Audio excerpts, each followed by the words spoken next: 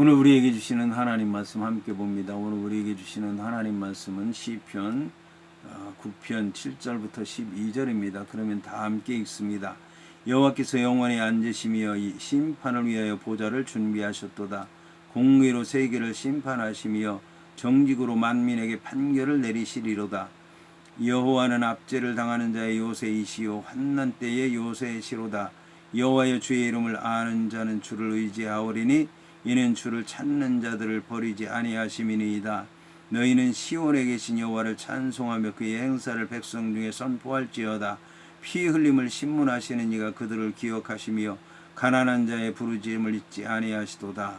아멘. 오늘 말씀의 제목은 공의의 하나님 여호와께 찬양입니다. 그러면 본문의 말씀을 통해 함께 은혜 나누도록 하겠습니다. 이에 본문의 말씀을 보면 여호와께서 영원히 앉으시며 심판을 위하여 보호자를 준비하셨도다라고 하는 말씀으로 시작을 합니다. 앞선 1절부터 6절까지의 말씀에서 다윗은 여호와께서 원수들을 멸망시키셔서 이방 민족들로부터 구원하시는 일에 대해서 감사했고 과거의 일들을 되돌아보았습니다. 본절 7절부터 12절까지의 말씀에서는 여호와 하나님의 공의로운 성품에 입각해서 세상을 심판하시는 하나님을 향한 시인 다윗의 신앙 고백이 들어있고 찬양의 말씀이 기록되어 있습니다. 본문에 여호와께서 영원히 앉으시며 라고 하는 말에서 다윗은 자신의 개인적인 체험을 통해서 하나님의 통치가 영원히 계속될 것임을 내다보았습니다. 여기서 앉으셨다라고 하는 말은 다윗이 하나님께서 다스리심을 묘사할 때에 주로 사용했던 말이기도 합니다. 본문의 보호자를 예비하셨도다라고 하는 말에 사용된 히브리어 동사 쿠넨이라고 하는 말은 예비하셨도다라고 하는 말보다는 세우셨도다라고 하는 뜻으로 자주 사용되었고 본문에서도 세우셨다라고 하는 뜻으로 사용되었습니다. 따라서 하나님의 보호자는 하나님께서 악인들을 심판하시기 위해서 세워진 것임을 알 수가 있습니다. 이처럼 심판을 위해서 보호자가 세워졌다는 얘기는 이제 이 심판이 준비됐다는 말씀만 아니라 이제 곧 심판이 시작된다는 말씀이고 여호와 하나님께서 모든 것을 다 이제 헤아리고 계시다고 하는 것을 얘기하는 것입니다. 한편 본절 7절에서 다윗은 4절에 나타난 바 있는 법정의 분위기를 또다시 여호와 하나님께 적용시키고 있습니다. 여호와 하나님께서 악인에 대한 심판을 집행하시면서 만민에게 공정한 재판을 시행하기 위해서 여호와 하나님께서 자신의 영원한 보좌에 앉으시는 것으로 말씀하고 있는 것입니다. 여기서 앉으시며 라고 하는 말에 해당하는 예시브라고 하는 말은 미완료형입니다. 하지만 이것은 미래의 사건을 가리키는 것이 아니라 아직 끝나지 않은 진행의 사건을 지칭하고 있는 것입니다. 그러므로 앉으시며 라고 하는 말은 여호와 하나님의 심판이 어느 시점에서부터 계속 돼서 끝날 때까지 계속 된다는 것을 얘기하는 것입니다. 여기에 이제 영원이라고 하는 말이 나오는데 영원이라고 하는 말은 레올람 이라는 말입니다. 이 히브리어 레올람이라고 하는 말은 끊어지지 않는 지속적인 상태를 얘기하고 시간이 계속해서 흐른다라고 하는 뜻을 지니고 있습니다. 여호와 하나님은 온 인류의 재판장으로서 모든 세대의 동일한 재판장으로서 영영이 남아 계시다는 얘기입니다. 인간 세상에서는 의로운 재판장이 일어날 때도 있고 불의한 재판장이 일어날 때도 있고 법과 질서가 전혀 영향을 미치지 못할 때도 있습니다. 그러나 여호와 하나님은 시간을 초월해서 항상 의로운 재판장으로서 자신의 보좌에 앉아 계시며 인간 세상에 대해서 언제나 엄격한 심판을 단행하고 계신 것입니다. 이로 말미암아 하나님을 신뢰하며 의롭게 살아가는 자들은 불의한 세상에서 억울한 일을 당할 수는 있지만 그로 말미암아 절망하거나 낙심해서는 안 될 것입니다. 오히려 하나님이 베푸실 의로운 심판과 원한을 풀어주는 신원의 역사를 대망하면서 더 큰 소망으로 미래를 살아가야 할 것입니다. 이어서 본문은 공의로 세계를 심판하시며 정직으로 만민에게 판결을 내리시리로다라고 말씀하고 있습니다. 여호와께서 영원한 심판의 보좌를 예비하신 분이라고 하는 것을 찬양한 다윗은 이제 본문에서는 심판의 내용에 관해서 말하고 있습니다. 여기서 다윗은 여호와 하나님의 심판의 방법과 대상을 노래하고 있는 것입니다. 심판의 방법이라고 하는 것은 공의와 정직을 말하는 것이고, 심판의 대상이라고 하는 것은 세계와 만민을 가리키고 있습니다. 앞선 7절에서는 여호와 하나님께서 심판을 위해서 재판정을 예비하셨다고 말씀하고 있습니다. 그런데 여호와 하나님께서 예비한 재판정에서 실제로 세계에 대한 공의로운 심판을 시행하신다고 하는 것이 본절 7절에서 8절에서 강조되고 있는 것입니다. 한편 본문의 공의로 세계를 심판하시며라고 하는 말에서 세계에 해당하는 히브리어 테벨이라고 하는 말은 하나님께서 창조하신 모든 세계를 가리키는 말입니다. 사람이 살 수 있는 모든 세계를 가리키는 말이기도 합니다. 온 지상에 살고 있는 모든 주민을 가리키는 뜻으로 사용되기도 합니다. 여기서 하나님의 심판의 기준이 제시되는데, 하나님의 심판의 기준은 공의라고 하는 것입니다. 본문의 공의에 해당하는 빼 체데카라고 하는 말과 정직으로 마라고 하는 말에 해당하는 빼 메샤림이라고 하는 말은 심판의 기준을 보여주는 단어들입니다. 이처럼 다윗이 말하는 하나님의 심판의 기준은 사람들이 여호와 하나님의 심판을 절대적으로 신뢰해도 결코 실망하지 않으리라고 하는 사실을 말해주고 있습니다. 왜냐하면 재판장이신 하나님, 그리고 하나님이 행하시는 재판에 대한 심리 과정, 그리고 하나님이 내리시는 판결은 세상에서 인간에 의해서 이루어지는 재판과는 완전히 다르기 때문입니다. 이 세상에서 이루어지는 재판이라고 하는 것은 불공정하거나 불완전한 경우가 많습니다. 돈 있는 사람들은 돈으로 재판장을 매수해서 죄를 지었어도 무죄로 풀려나는 경우가 많고, 돈이 없는 사람들은 죄가 없어도 변호사를 사지 못해서 억울하게 감옥에 들어가는 경우도 적지 않습니다. 이와 함께 재판장이 돈으로 매수되지 않는다고 할지라도 인간의 판단력이 온전하지 못해서 사건의 진상을 제대로 파악하지 못해 그릇된 판정을 내릴 수도 있습니다. 이와 함께 복잡한 사건의 경우에는 사건의 진상을 가려내지 못해서 사건이 해결되지 못한 미궁에 빠지는 경우도 있습니다. 그러나 여호와 하나님은 항상 공의로우시며 모든 것을 아시기 때문에 여호와 하나님의 판단력은 완전하고 여호와 하나님의 통찰력은 인간의 깊은 속마음까지도 꿰뚫어 볼 정도로 정확한 것입니다. 그러므로 여호와 하나님의 재판은 언제나 옳습니다. 이와 같은 사실을 나타내고 있는 7절과 8절의 말씀, 여호와께서 영원히 앉으시며 심판을 위하여 보좌를 준비하셨도다.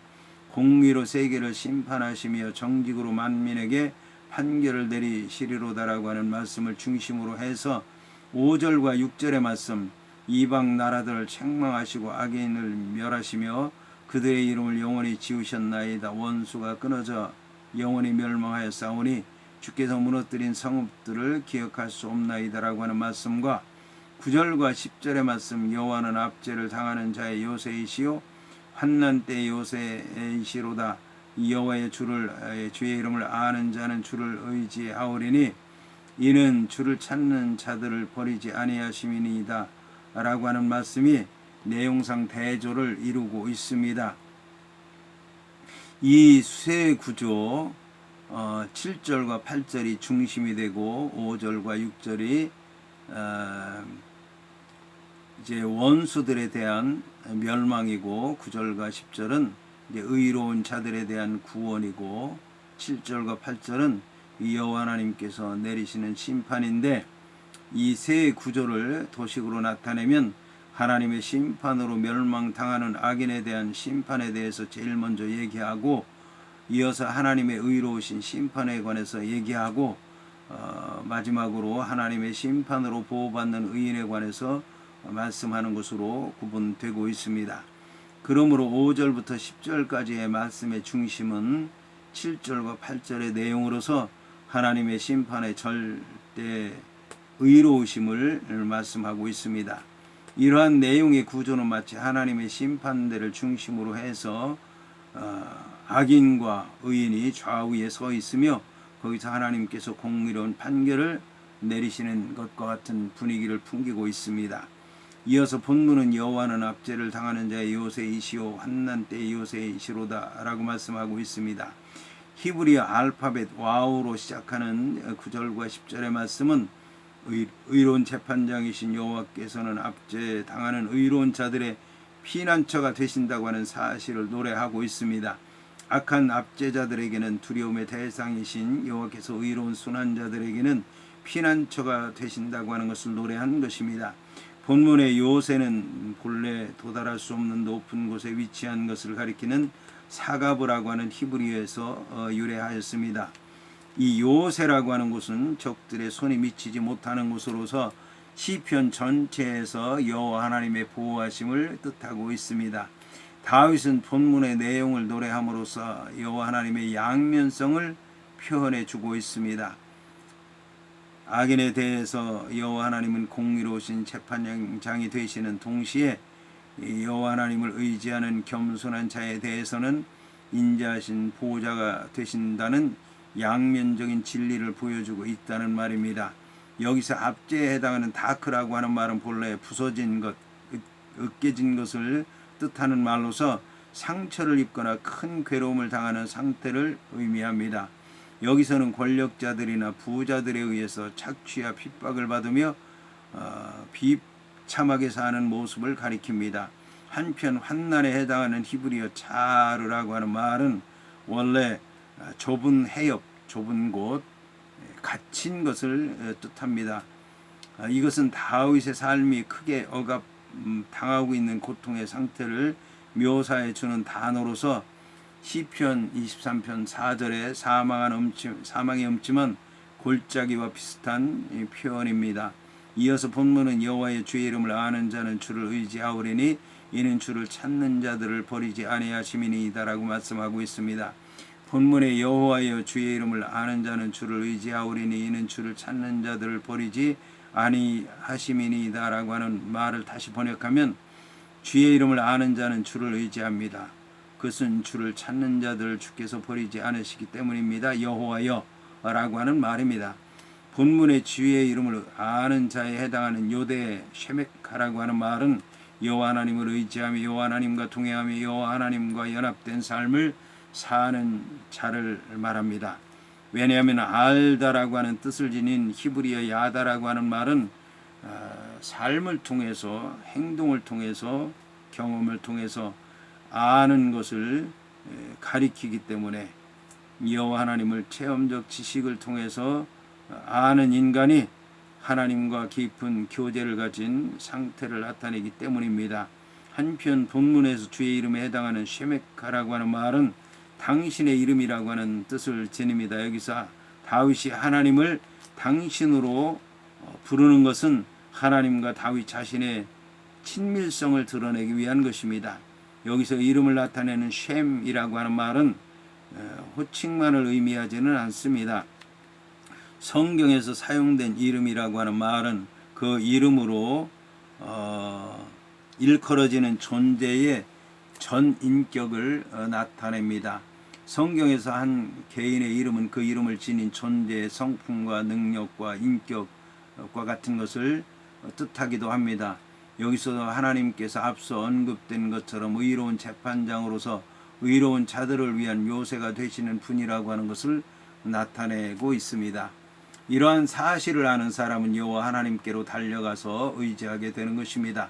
여기서 아는 자에 해당하는 요대라고 하는 말은 체험적으로 관계적으로 아는 것을 의미하는 단어 야다라고 하는 말에서 나온 단어로서 여호와 하나님과 더불어 친밀하고도 인격적인 관계를 가진 자들을 의미합니다.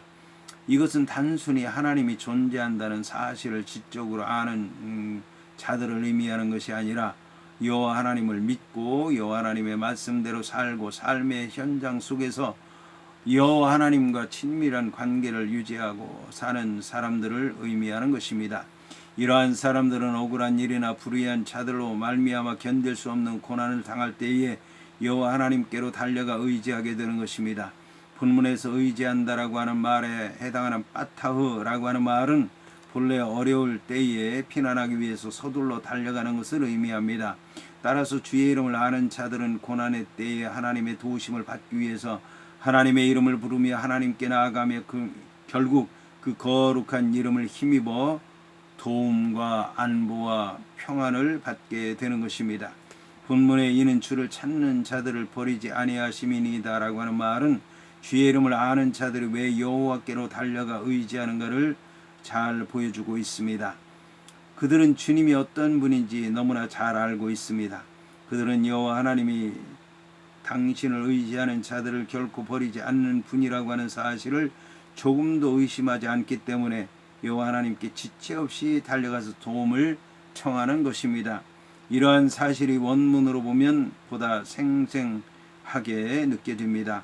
여기서 버린다라고 하는 말에 해당하는 아자브라고 하는 말은 원래 가축을 기르는 목축과 관련된 말로서 끈을 늦춘다, 짐승을 놓아준다 라고 하는 뜻을 지닙니다.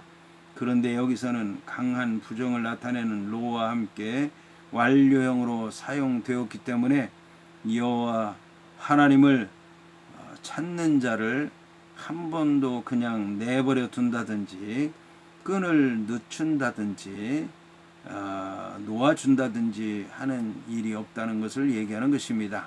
본문의 주를 찾는 자들을 버리지 아니하심이니이다라고 하는 말에서 찾는다라고 하는 말은 특별히 위기를 맞이했을 때 하나님 안에서 피난처를 찾는 믿음의 행위를 뜻합니다. 다윗은 사울 왕의 핍박에서 하나님을 의지하고 찾았습니다. 그러한 믿음 안에서 다윗은 하나님의 안전하신 보호를 체험하였던 것입니다. 이러한 체험의 근거에서 다윗은 본문의 말을 담대하게 노래하고 있는 것입니다. 그리고 특히 본문에 사용된 두 동사 의지한다, 찾는다라고 하는 말 앞에서 사용된 알다라고 하는 말과 긴밀한 관계가 있습니다. 다윗은 어린 시절을 목동으로 지냈습니다. 그런데 다윗은 선한 목자로서 양들의 피로를 채워주었고 맹수로 말미암아 양이 위험에 처할 때 목숨을 걸고 양을 건져내기도 했습니다. 따라서 다윗은 선한 목자가 양을 얼마나 애지중지하며 자상하고도 확고하게 보살피는지 잘 알고 있었습니다. 이러한 이해와 관련해서 다윗은 버린다라고 하는 뜻을 지닌 아자브라고 하는 말을 사용해서 하나님께서 선한 목자와 같이 당신의 품으로 찾아온 양을 절대로 버리지 않고 맞아주시고 돌보신다라고 얘기하고 있는 것입니다. 이를 통해서 다윗은 하나님 안에서 얼마나 확고한 삶을 누릴 수 있는지 잘 얘기하고 있습니다. 이어서 본문은 너희는 시온에 계신 여호와를 찬송하며 그의 행사를 백성 중에 선포할지어다 라고 말씀하고 있습니다. 본문은 히브리어 알파벳 자인으로 시작하는 본문에서 다윗은 앞서 언급한 적이 있는 여호와 하나님의 공의로운 심판에 근거해서 백성들에게 바로 그 하나님을 찬양하며 여호와 하나님의 의로운 행사를 사람들에게 알리라고 얘기를 하고 있습니다. 하나님께서 구원을 베푸시는 목적은 그 구원받은 자들로 하여금 자신의 은혜와 영광을 찬미하게 하도록 하기 위한 것입니다. 그러므로 압제당하는 현실 속에서 의로우신 여호와 하나님의 도움의 손길을 체험한 자들이 여호와 하나님을 찬양하지 않는다면 그것은 여호와 하나님의 구원을 자기 자신의 공로로 돌리는 것밖에는 안 되는 것입니다. 따라서 압제당하는 현실 속에서 의로우신 여호와 하나님의 도움의 손길을 체험한 자들은 여호와 하나님을 찬양하지 않을 수가 없는 것입니다. 여호와 하나님의 도움의 손길을 체험한 자들이 여호와 하나님을 찬양하지 않는 것보다 더 교만한 것은 없기 때문입니다. 한편 본문에서 시온에 거하신 여호와에 해당하는 예후와 요셉 치온이라고 하는 말은 문자적으로 시온에 앉아 계시는 여호와라고 하는 뜻입니다. 여기서 거하신다라고 하는 말은 앉는다라고 하는 뜻인데 앉는다라고 하는 뜻 야샤브의 분사형으로서 시온을 떠나지 않으시고 항상 앉아 계신 모습을 나타내고 있습니다.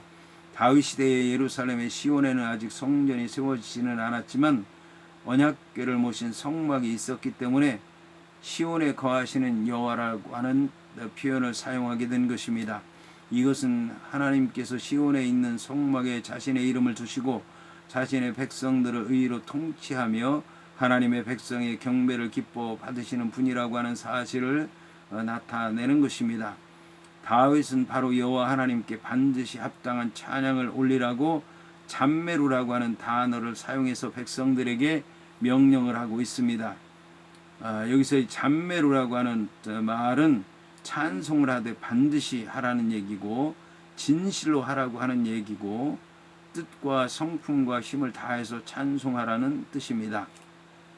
본문에 그의 행사를 백성 중에 선포할지어다라고 하는 말에서 백성 중에라고 하는 말은 이스라엘 백성들 뿐만 아니라 그 주변의 모든 이방 나라들 중에서라고 하는 뜻도 있습니다. 다윗은 하나님의 계시가 이스라엘 내에서만 국한되어서는 안 되며 모든 나라, 모든 백성, 모든 사람들에게까지도 알려져야 한다고 믿는 것이 분명합니다.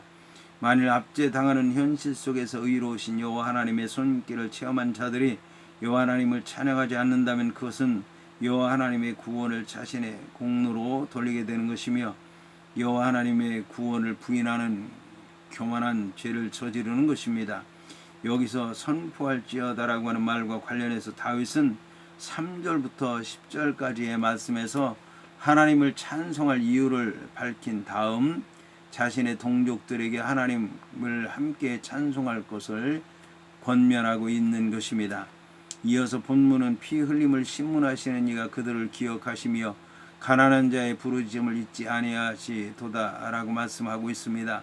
본문을 다시 번역하면 피 흘린 것에 대해서 신문하시는 이가 그들을 기억하시기 때문에 그는 가난한 자의 부르짖음을 잊지 아니하신다입니다.